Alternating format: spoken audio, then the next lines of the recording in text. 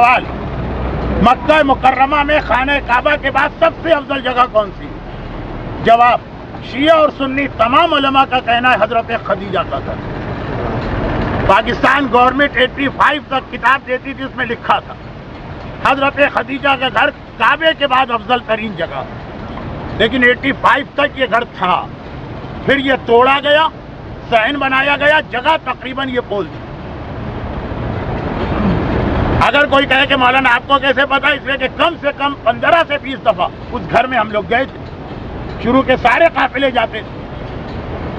یہ گھر اتنا جملہ کافی ہے کہ حضرت خدیجہ کا گھر ہے۔ مگر ذرا یاد دلانے کے لیے، جہاد کی پہاڑیاں جو میرے الٹے ہاتھ کی طرف ہیں آپ کے سامنے، یہاں رسول خدا شادی تک رہے۔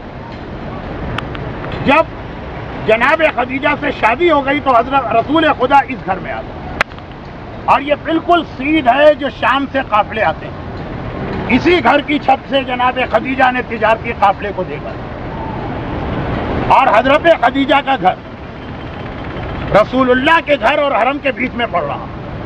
رسول تجارتی قافلے سے پہلے کی بات، جب اپنے گھر سے حرم جاتے ہیں خدیجہ طاہرہ کے گھر کے سامنے سے گزرتے ہیں، شادی سے سالوں پہلے کی بات، اور حضرت خدیجہ رسول کو دیکھتی۔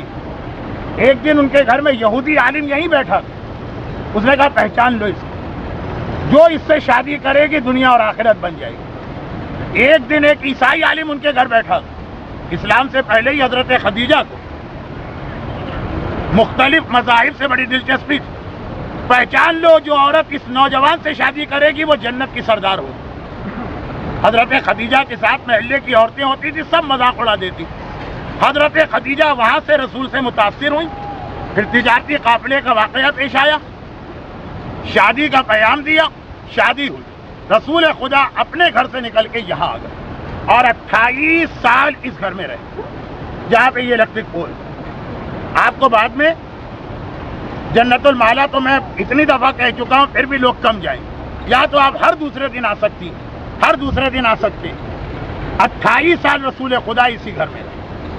مولائے کائنات کی ولادت جو خانہ کعبہ میں ہوئی، وہاں سے رسول مولا کو یہاں لے کر آئے، اپنے گھر میں، حضرت ابو طالب کے گھر میں نہیں۔ اسی گھر میں جناب خدیجہ کے یہاں ان کا بیٹا قاسم پیدا ہوا، اور اسی گھر میں قاسم نے انتقال کیا اور اس کو دفن کیا جنت المالا، اور اسی گھر میں جناب خدیجہ انتقال کر گئی، اور یہی راستہ جس سے ہم چلے تھے، رسول خدا مولا کے ساتھ یہ میت لے کے وہاں تک گئے جنت المالا، اسی گھر میں، اور واپس اسی گھر میں آ کے رہے، یہیں سے قبرستان جاتے تھے۔ اور اسی گھر میں دو اور بڑے اہم واقعات پیش آئے۔ مولا کی ولادت خانہ کعبہ میں ہوئی، شہزادی کی ولادت کہاں ہوئی؟ اس گھر۔ وہ اللہ کا گھر ہے جہاں علی پیدا ہوئے، یہ رسول کا گھر ہے جہاں فاطمہ پیدا ہوئی۔